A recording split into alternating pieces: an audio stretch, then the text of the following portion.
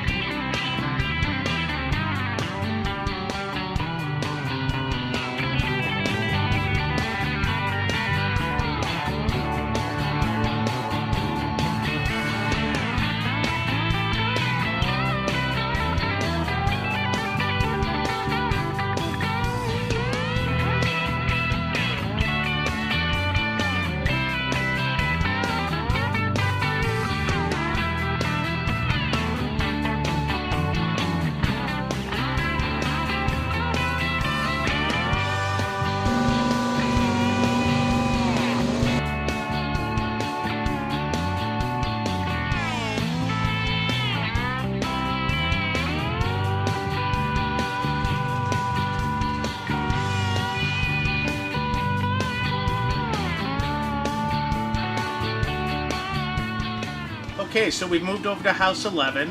House 11 is a little bit unique at Nanticoke Gardens in that it is our propagation house. As we talked before, we do start 1/3 of our seeds and 1/3 of our plants from seeds and 1/3 of our plants from cuttings, and that takes place in House 11. Today I'm propagating plants from seed, and I'm sowing tomatoes. It is the end of February, week 9 in our calendar, and that's the week that we start the first crop of forage tomatoes. It was about -15 last night with the wind chill, and today's temperature is about 14 degrees, 15 degrees, but inside the greenhouse it's actually about 72, 73. So the propagation house is always kept warmer than most of the other greenhouses because seeds generally germinate at around 72 degrees, generally speaking. And another way this house is unique is that we have heated benches, and that's what we use to propagate all our seedlings. We then cover them up with remed to hold the humidity in, and it creates a perfect environment for seeds to germinate. So to give you an idea of how we germinate our seeds, we use a special seed starting soil. It has no perlite in it, retains moisture very well. It's just peat moss and vermiculite. We press rows into it, similar to a furrow in the field. And then I have my handy dandy seeder here, which is an old razor with a little tray on it. So when I turn it on, the razor vibrates the tray, the seeds line up, and I can sow them into each row of the seed soil. So right now I'm sowing tomato La Roma. La Roma is a paste tomato, very popular in the area for canning, making sauces. It's a very meaty tomato, not very many seeds in it. It's very good for sauces. Probably one of the most popular types. That and San Marzano for making sauces. So I need to do 274-inch pots. So I'm going to shoot for sowing around 300 seeds. That's about 50 seeds in each row here.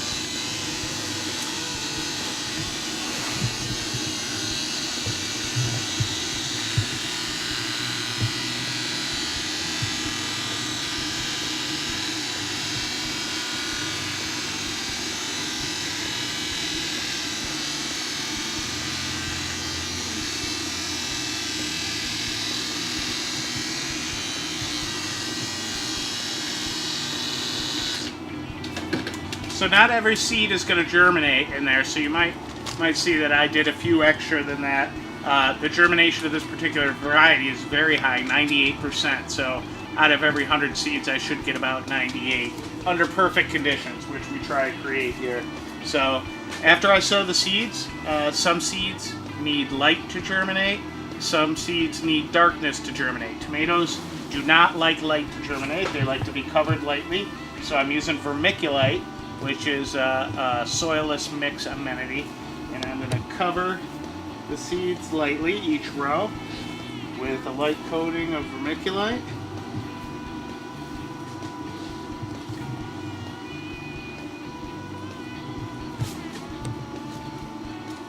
I'll put the label in it for La Roma, and it will go on to the heated bench with the rest of the tomato crop. I'll then water these in and set the temperature on this bench to be about 72 degrees. And I should start seeing the tomatoes germinate in about a week or so. Here you can see some of the other seedlings that have been here for a little while, and we'll do them in stages and take the seedlings off as they germinate and put them at the temperature that they would ideally like to grow. So all the seeds start in one house, and then they move to the different houses where the different temperatures are ideal for that particular plant's needs and how they grow best. And that is how we sow seeds at Nanticoke Gardens. Okay, Diane, what are you working on today? I'm taking cuttings from our ivy geraniums to plant into 4-inch pots. We'll put these on a heated, misted bench till they root. Great. And we wean them off from the heat and the mist, and when they're rooted, we'll pot them up. Okay. So what are you looking for what do you know is a good cutting? What's a good A cutting? nice, thick, sturdy cutting that when you strip the bottom leaves off, there's still a little bit to stick down into the soil. Okay. And that's the ideal cutting right here, Okay. actually. Nice. And how many cuttings do you think you're taking here? Well, on these baskets, I'm only taking one per plant. There's 3 plants in the baskets, and I'm just Okay. taking one per plant. That way they'll be more even and Okay. won't be taking off too many. And you're not doing anything that you wouldn't normally do anyway, right? This is probably a good stage that you would pinch this plant Yes, anyway? when the cuttings are taken, I'll go back and just do any more light pinching if they need it to even them up. So it's essentially you're taking a pinch, but you're actually able to use that pinch as a cutting. Yes, yes. And root them. And Yes. then what do you root them in? You just a little 6-pack or?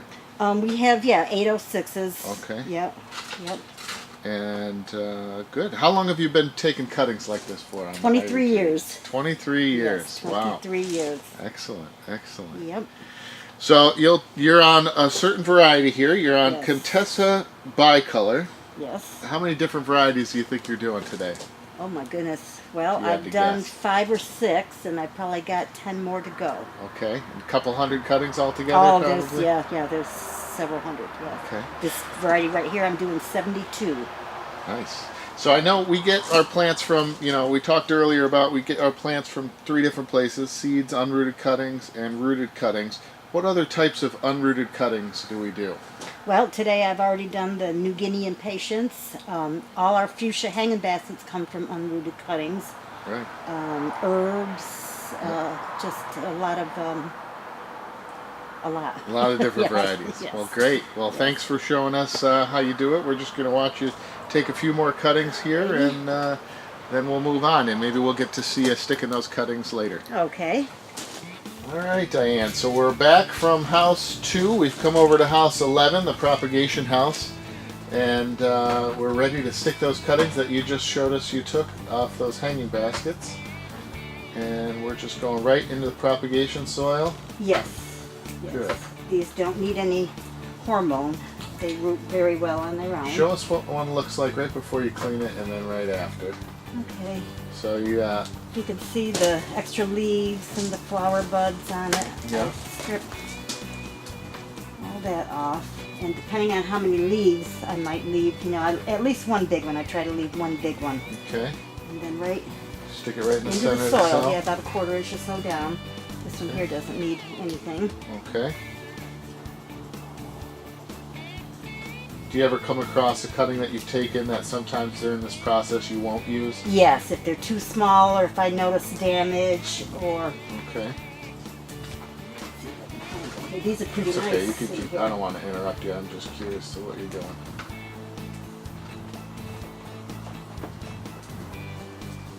So this variety is the Contessa Burgundy bicolor.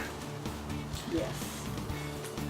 So we're very particular about you making sure that you get the right variety with the right tag, I assume? Yes, because there's also a Contessa Burgundy, Oh boy. so There's very a few careful. other bicolors, I think. yes, yes. Okay, so I'm putting the flat on the heated misted bench, and I'm going to set the automatic system to have the mist come on at intervals for 6 seconds every 20 minutes.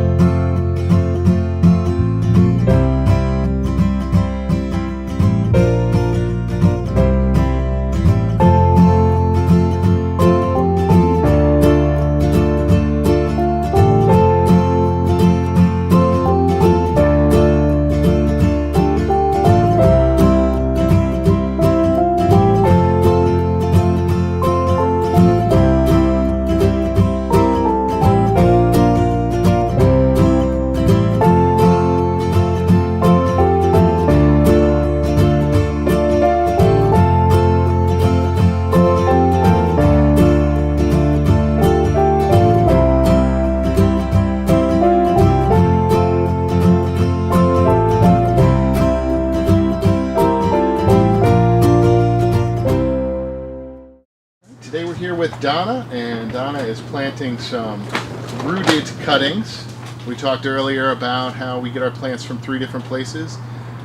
Unrooted cuttings, seeds, and rooted cuttings, also called rooted plugs.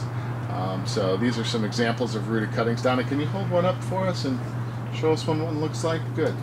So already rooted, already propagated in a cell tray. And what variety is that, Donna? This is Euphorbia Diamond Frost. Good. Okay. And could I see a tag real quick? Sure. Is that what you tag them with? Great. Yes. So Euphorbia Diamond Frost. So that's a proven winner brand.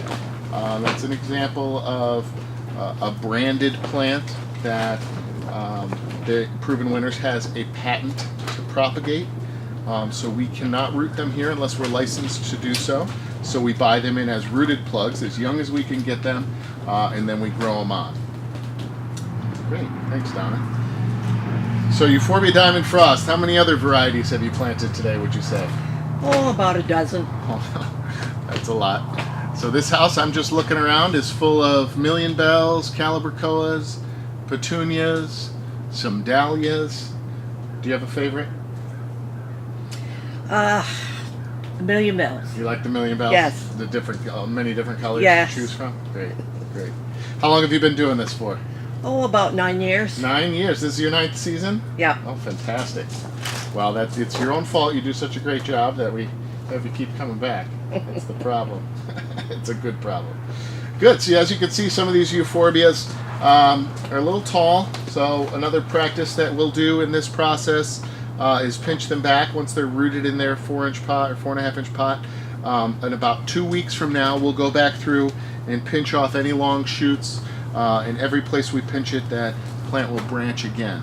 So euphorbia is an example of one of those plants that we'll have to pinch back, and these are a little bigger than normal coming into us. But yeah, another part of the process. But we like to buy them in as young as we can so that we can grow them on ourselves. And this is about as young as you can get them. So it's week 12 this week. Today happens to be the first day of spring. So in 2 weeks we'll come back and pinch these. In week 14, and Donna will probably be the one to come back and pinch them, since she's pretty much planted this whole house. That way if she pinches them, we can rename the house the Donna Greenhouse. Very good, Donna. Thank you very much for showing us what you do. You're welcome. Mother's Day is this Sunday, and Nanticoke Gardens has the perfect hanging basket for your perfect mom. With hundreds of varieties of hanging baskets to choose from, our local growers can help you find the right color or combo hanging basket for your mom. Can't choose for her? That's okay. We also have gift certificates available. We open at 9 a.m. on Mother's Day. Come shop with Mom and let her choose for herself. She's bound to find a flowering hanging basket she'll love. Nanticoke Gardens, we know what we grow. Route 26 North in Endicott, open 7 days a week and now accepting credit cards. So here we are in our ivy geranium house. A few weeks ago, we took a clip of Diane taking ivy geranium cuttings off of some of these very baskets that are hanging here. We mentioned that when she was taking those cuttings, it was essentially taking a pinch on that plant in the basket so it would branch again. And we're actually able to use that pinch and stick that cutting and propagate that into a rooted cutting. And some of those specific varieties that Diane was taking rooted cuttings or unrooted cuttings of was this here, if you recall, the Contessa bicolor.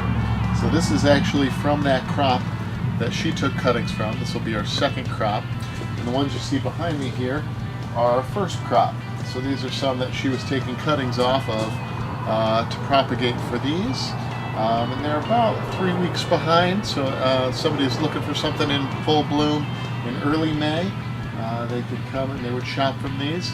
And if they're looking for something in later May, they could choose from our second crop, which will be blooming in about another week. You can see the buds are coming here pretty soon. So we thought you'd like to see the finished product of what Diane was working on a few weeks ago when she was taking those unrooted cuttings. You saw us propagate them, put them on the misted bench. And this is what it looks like a few months later after some hard work. For over 40 years, plant lovers and gardening enthusiasts in the Southern Tier have trusted Nanticoke Gardens for their quality plants. The professional growers at Nanticoke Gardens pride themselves on offering a wide selection of high-quality bedding plants that are proven to perform well in our area. Join us in celebrating over 40 years of growing at our annual Customer Appreciation Day on Saturday, May 17th. Over 40 years and still growing. Nanticoke Gardens, we know what we grow. Open 7 days a week, Route 26 North in Endicott. All right, so we're just following up with you after we caught up with Donna and saw her planting those rooted plugs a few weeks back. Here we are now at the end of April. It's opening week, and we could check in on how those plants are doing that Donna planted a few weeks back. So here we have that Euphorbia Diamond Frost from Proven Winners that she planted. 2 weeks after she planted those rooted cuttings, we took a pinch, and you can see the plant branched out nicely. This plant is a great option as an accent plant in combo planters. As you can see here, we've set this bench up, sort of a make-your-own combination bench, and there's a few of these around the greenhouse. We have a great combination basket on display here, where you'll see the Verbena, large lilac blue. You'll see the Petunia, royal velvet, and there's that Euphorbia Diamond Frost. It gives you a nice accent of white throughout that combination. So you can see how these plants have come a long way since Donna first planted them as rooted plugs, and it gives you a great idea for a combination accent plant. Now is the time to plant, and if you haven't made a trip to Nanticoke Gardens yet this season, what are you waiting for? At Nanticoke Gardens, you'll find hundreds of varieties of quality annuals. Everything is grown right here in our greenhouses. Looking for geraniums? We've got over 75 varieties. Ready to plant your vegetable garden? How about 57 varieties of tomatoes and over 30 varieties of peppers? Nanticoke Gardens, we know what we grow. Open 7 days a week, including Memorial Day. Route 26 North in Endicott. All right, we wanted to do a little follow-up from Chip's segment of where he was sowing tomato seeds earlier, and we thought we'd give you a little fast forward to what those are looking like today.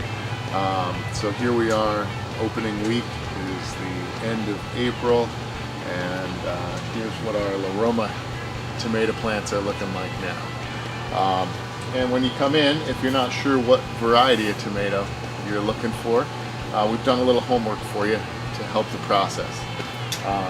So if you're here shopping for your vegetable plants, this is an example of some of the information you'll get while you're here. We have a list of all of our varieties of slicing tomatoes on this board. You can tell whether they're determinate or indeterminate varieties, what size tomato you're going to get, and a little description about the tomatoes themselves.